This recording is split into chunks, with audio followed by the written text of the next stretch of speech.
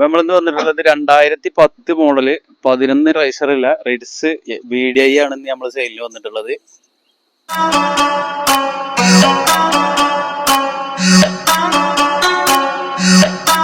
അപ്പൊ നിലവില് ഈ വണ്ടി ഇപ്പൊ ഉള്ളത് 3ാമത്തെ ഓണറാണ്. അതുപോലെ ഓടിയത് 1,35,000 കിലോമീറ്ററാണ് വണ്ടി ഓടിയിട്ടുള്ളത്. മേജർ സർവീസും ടൈമിംഗ് ചെയ്യുന്ന പണിയൊക്കെ നമ്മൾ എടുത്തു വെച്ചിട്ടുള്ളതാണ്ടോ. 1.25 നമ്മൾ എടുത്തിട്ടുള്ളത്. നമുക്ക് തന്ന പാർട്ടി എടുത്താണ്. ഇപ്പൊ നിലവില് മെക്കാനിക്കൽ പരമായിട്ട് കംപ്ലൈന്റ് കാര്യങ്ങളൊന്നുമില്ല. അത്യാവശ്യം കുഴപ്പമില്ലാത്ത 4 വിൻഡോ വർക്ക് ചെയ്യുന്നുണ്ട്. അതുപോലെ AC വർക്ക് ചെയ്യുന്നുണ്ട്. പിന്നെ സെറ്റ് ഇതില് സാധാ ഒരു പൈനിയറിന്റെ സെറ്റാണ് ഇത് വർക്ക് ചെയ്യുന്നുണ്ട്.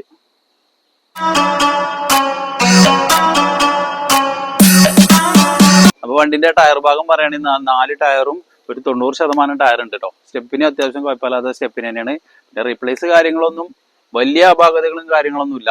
അതുപോലെ പിന്നെ ബോണറ്റ് അങ്ങനത്തെ സംഭവങ്ങളൊന്നും മാറ്റിയില്ല. ബ്രൗണൊന്നും പണി വന്നിട്ടില്ല. ഈ മെയിൻ ഗ്ലാസ് മാറ്റിയതായിട്ട് വണ്ടി കാണുന്നുണ്ട്. വേറെ വലിയ ആക്സിഡന്റ് മേജർ ആക്സിഡന്റ് ഒന്നും വണ്ടിക്ക് ഇതുവരെ നിലവിലില്ല.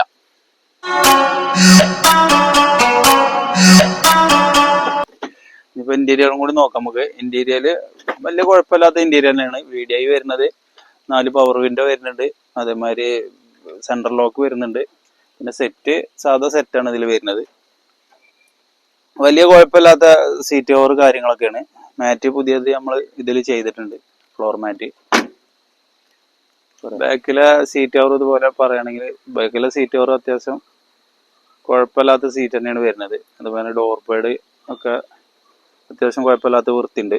4 ഡോറ് പവർ വിൻഡോ ആണ് ഇതിന് വരുന്നത്. അപ്പൊ നമ്മൾ ഈ വണ്ടി ഓടിയിട്ടുള്ളത് 1,30,000 കിലോമീറ്റർ ആണ് ഓടിയിട്ടുള്ളത്. 1,20 ഇത് മേജർ സർവീസ് ചെയ്തിട്ടുള്ളത്. പിന്നെ ടൈമിംഗ് ചെയിൻ്റെ പണി, അതുപോലെ ഓയിൽ മാറ്റി അങ്ങനത്തെ സംഭവങ്ങളൊക്കെ ചെയ്തിട്ടുണ്ട്. നമ്മളിപ്പോ ഈ വണ്ടിക്ക് ഉദ്ദേശിക്കുന്ന വില 2,10,000 റുപ്യ ഉണ്ട്. 2010 മോഡൽ 11 റൈസറുള്ള വണ്ടിയാണ്. 2,10,000 റുപ്യ ഉണ്ടെങ്കിൽ നമുക്കിത് ഡെലിവറി ചെയ്യാവുന്നതാണ്. അതുപോലെ ഇൻഷുറൻസ് ഇതിന്റെ പുതിയ ഇൻഷുറൻസ് ആണ്, തേർഡ് പാർട്ടി ഇൻഷുറൻസ് ആണ്.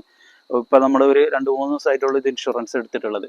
അതുപോലെ നമ്മൾ ആ ചാനൽ നിങ്ങൾ ആദ്യമായിട്ട് കാണുന്നുണ്ടെന്നുണ്ടെങ്കിൽ ഒന്ന് സബ്സ്ക്രൈബ് ചെയ്തുകൊണ്ട് സപ്പോർട്ട് ചെയ്യും.